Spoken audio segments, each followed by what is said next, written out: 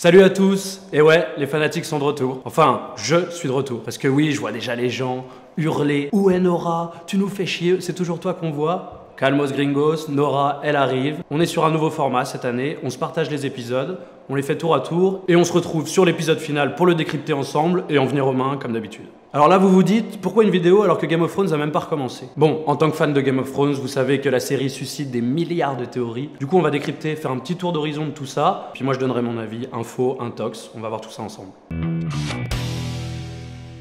On rentre dans le vif du sujet avec les grosses questions qui, moi, personnellement, me hantent depuis la fin de la saison 6 et surtout depuis une semaine et tous les trailers qu'on nous balance et tout, j'en peux plus. Les Targaryens, le premier thème qui me paraît le plus important. On sait que l'emblème des Targaryens est un dragon à 3 têtes, ce qui sous-entend, et il y a eu beaucoup d'allusions assez lourdes, sur le fait qu'il y ait 3 Targaryens qui sont encore présents dans l'histoire de Game of Thrones. On connaît bien sûr Daenerys, qui sont les 2 autres. Faut quand même se lever tôt, parce que les Targaryens, c'est les ch'tis à Westeros. Les mecs ont des gosses partout, ils couchent entre eux, tu sais pas qui est le cousin du père du fils de machin, c'est l'horreur. Je commence par le plus évident, là on n'est même pas sur le registre de la théorie, on est presque sur quelque chose qu'on sait, c'est Jon Snow. Puisqu'il serait issu non pas de Ned Stark, mais de la sœur Stark, et de Rhaegar Targaryen, qui est le frère de Daenerys. Voilà, vous avez saisi, il serait donc le neveu de Daenerys. Deuxième candidat très probable, Tyrion Lannister, vous savez, notre ami passe-partout. Ça expliquerait beaucoup de choses sur Tyrion, notamment une scène qu'on garde tous en mémoire, où il arrive à, par sa propre voix, calmer les dragons, ce qui est quand même quelque chose qui est réservé normalement aux Targaryens. Alors, les derniers candidats, et ceux-là j'y crois vraiment pas trop, c'est toujours cette histoire de Joanna Lannister, qui aurait trompé son mari et donc couché avec Aerys de Mad King.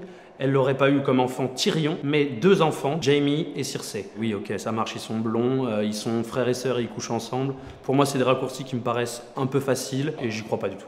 Alors, deuxième mystère de l'univers Game of Thrones, et pas des moindres, parce qu'on en parle beaucoup sans jamais le voir, c'est ce fameux Azor Ahai. Azor Ahai serait un peu celui qui, à la fin de l'aventure, à la fin de l'histoire, se retrouverait sur le trône de fer.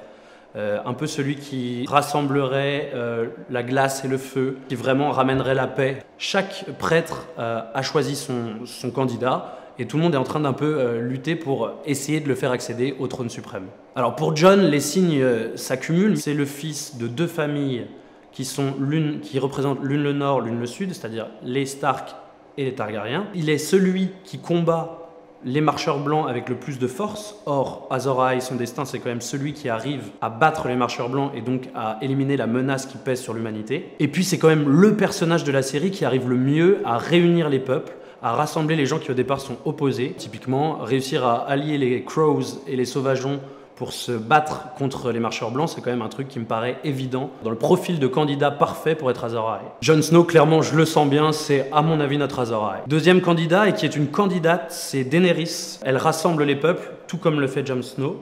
On a un peu ce truc de dragon qui crache du feu contre les marcheurs blancs, on voit bien le film se dérouler. On a aussi l'idée, on en parle énormément, d'une alliance entre Jon Snow et Daenerys. Leur alliance peut faire émerger une sorte de réconciliation entre la glace et le feu, et Daenerys pourrait incarner ça avec ses dragons. Donc je pense que c'est quelque chose de plausible, assez plausible, moins que Jon Snow, mais pourquoi pas. Et puis il y en a un dernier, comme d'habitude, un peu la petite surprise, le mec tapis dans l'ombre, on sait pas trop.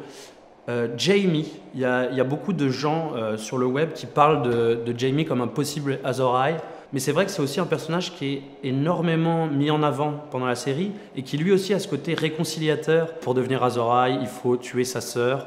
Beaucoup de théories qui nous disent que Jaime va être responsable de la mort de Cersei. Est-ce que ça peut être une étape ultime pour que lui devienne le Azor Ahai? Pourquoi pas, mais j'y crois quand même beaucoup moins. On a bien compris dans l'histoire de Game of Thrones que les alliances passent le plus souvent par le mariage, et on peut déjà préfigurer de quelques mariages, ou en tout cas de mariages arrangés, ce qui est le cas la plupart du temps, qui vont avoir lieu dans cette saison. Je pense d'abord à Sansa et Littlefinger. Les deux sont débarrassés chacun de leur côté de leur conjoint. Sansa n'a plus Ramsay qui est mort, et Littlefinger, qui s'était marié à la sœur de Ned, n'a plus sa femme puisqu'il l'a lui-même exécutée, ce qui est plus simple. Moi je vois bien Littlefinger avec ses talents de manipulateur et de stratège monter le bourrichon de Sansa, et qu'elle peu à peu, soit il réveille une ambition en elle, soit carrément il la fasse vraiment passer du mauvais côté, se dresser contre son frère Jon Snow, et là ça donnerait quelque chose qui pour moi est assez intéressant. Autre alliance probable et qui à mon avis est indispensable, c'est Cersei et Euron. Elle contrôle King's Landing, bien évidemment, donc qui est quand même la ville clé de Westeros, mais il va falloir trouver des alliés pour survivre dans le monde de Westeros, et Euron paraît tout désigné.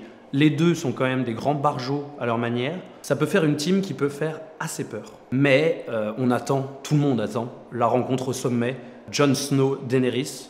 Tout le monde en parle. Ça serait tellement beau que soit ça devienne des ennemis jurés, les deux qui s'affrontent à la fin, soit au contraire qu'ils fonctionnent main dans la main et qu'ils avancent contre les marcheurs blancs. On sent vraiment la tension du truc et le rendez-vous important et clé pour la série.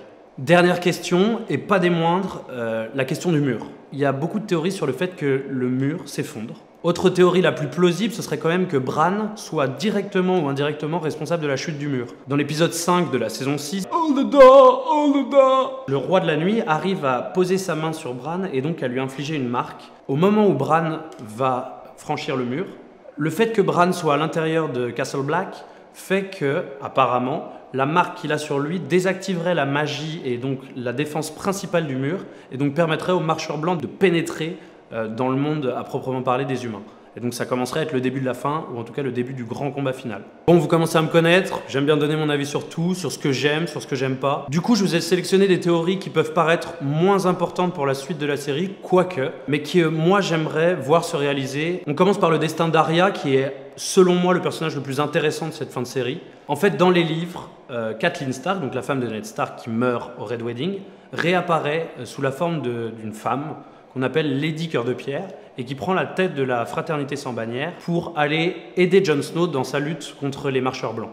Ici, les scénaristes de la série, selon moi, ont trouvé une astuce, c'est-à-dire trouver en Arya une autre Lady Cœur de Pierre. Donc ça me paraît très plausible et hyper intéressant que dans ce combat de vengeance qu'a Arya, on ajoute une autre partie du scénario qui est d'être cette Lady Cœur de Pierre qui va aider Jon Snow, entre autres son frère, à combattre les marcheurs blancs. Au passage, deuxième théorie sur Arya, il y a beaucoup de gens sur internet qui parlent de l'éventualité, et ça je trouverais ça vraiment stylé pour le coup, que Arya serait responsable de la mort de Littlefinger et qu'avec ses techniques qu'elle a appris avec Jaqen H'ghar, elle vienne enfin mettre un terme à cet odieux personnage.